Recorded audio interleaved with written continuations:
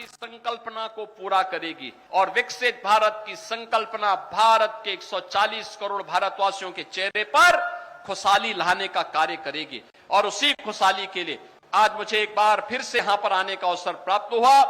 मैं इन सभी योजनाओं की सौगात यहां के नागरिकों को अर्पित करता हूं। मैं अपने विधायक श्री राजेंद्र मौर्य जी को, श्री जीतलाल पटेल जी को हृदय से धन्यवाद देता हूं। मैं यहां पर उपस्थित अपने जो जनप्रतिनिधिगण हैं, श्री अमरपाल मौर्य जी राज्यसभा के माननीय सांसद हैं, यहां के अपने अन्य जनप्रतिनिधियों को, यहां की हमारी नगर पालिका परिषद के अध्यक्ष श्रीमती प्रेमलता सिंह जी को, विधान परिषद सदस्य श्री उमेश द्विवेदी जी को, प्रभारी मंत्री समेत हमारे जितने भी यहां पर वरिष्ठ नेता और पदाधिकारी हैं, इन सबको भी इन योजनाओं की ओर ध्यान आकर्षित करने के लिए हृदय से धन्यवाद देते हुए आप सबके प्रति मैं अपनी शुभकामनाएं देता हूं और विश्वास करता हूं कि प्रतापगढ़ विकास की इस यात्रा में विरासत के साथ समन्वय करते हुए निरंतर आगे बढ़ेगा।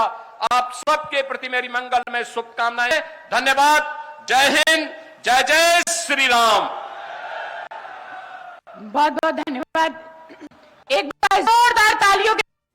रुपए की कैशलेस हर वर्ष 5 लाख रुपए तक की कैशलेस स्वास्थ्य सुविधा उपलब्ध करवाने का कार्य किया है और कल ही उसको हम लागू करने आ रहे हैं। ये केवल घोषणा नहीं होती है, बोला जाता है। युवाओं के लिए, स्पोर्ट्स के लिए इंडोर स्टेडियम बन रहे हैं, ग्रामीण स्टेडियम बन रहे हैं, कई फ्लाईओवर आवागमन के लिए बन रहे हैं, कई ब्रिजेज बन रहे हैं, कहीं डबल लेन की, कहीं 4 लेन की सड़कें बन रही हैं, कहीं बाईपास बन रहे हैं। यही तो डबल इंजन सरकार की पहचान है। हर तबके को विकास की योजना के साथ जोड़ना, हर बेटी हर बहन को सम्मानजनक जीवन यापन करने के लिए सुविधा उपलब्ध करवाना। और बहनों और भाइयों, आज मुझे प्रतापगढ़ सदर और विश्वनाथगंज इन 2 विधानसभाओं की इन परियोजनाओं के लोकार्पण और शिलान्यास के ही उद्देश्य से आपके बीच में आने का अवसर प्राप्त हुआ है। मैं आप सबका आह्वान करूंगा, बहनों और भाइयों, आपने कांग्रेस, समाजवादी पार्टी, बहुजन समाज पार्टी और इन तमाम अन्य दलों के दलदल को देखा है।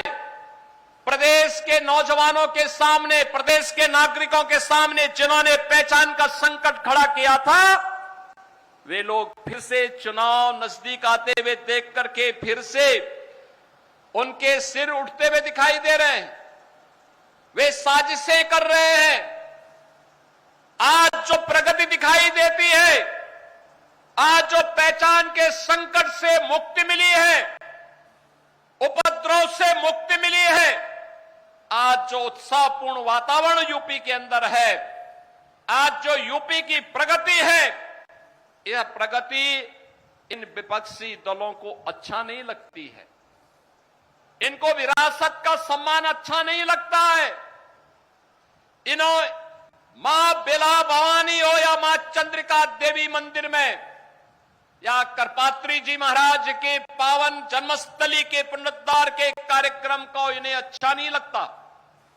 नौजवानों को रोजगार देना विपक्ष के लोगों को अच्छा नहीं लगता है,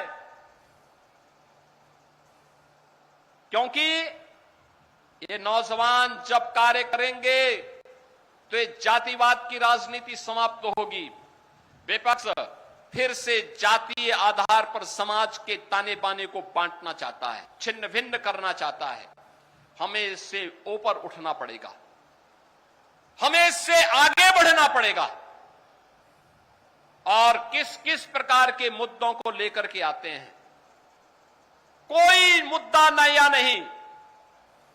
जाति के नाम पर विभाजन या आस्था पर प्रहार, यही है आज कांग्रेस और समाजवादी पार्टी का मात्र ये 2 मुद्दे बचे हुए हैं। आपने देखा होगा पिछले कुछ दिनों से इनके द्वारा भारत की सनातन आस्था पर प्रहार करने की कितनी शरारतें हो रही हैं, किस प्रकार की बयानबाजी की जा रही है। याद करिए, जो कांग्रेस कहती थी कि राम हुए ही नहीं, जो कांग्रेस कहती थी कि कृष्ण हुए ही नहीं, अयोध्या में जो कांग्रेस, जो समाजवादी पार्टी बाबरी ढांचे का समर्थन करके उसके लिए घड़ियाली आंसू बहा रही थी, आज वही कांग्रेस और समाजवादी पार्टी गिरगिट की तरह कैसे रंग बदली है, अब आप देख रहे होंगे।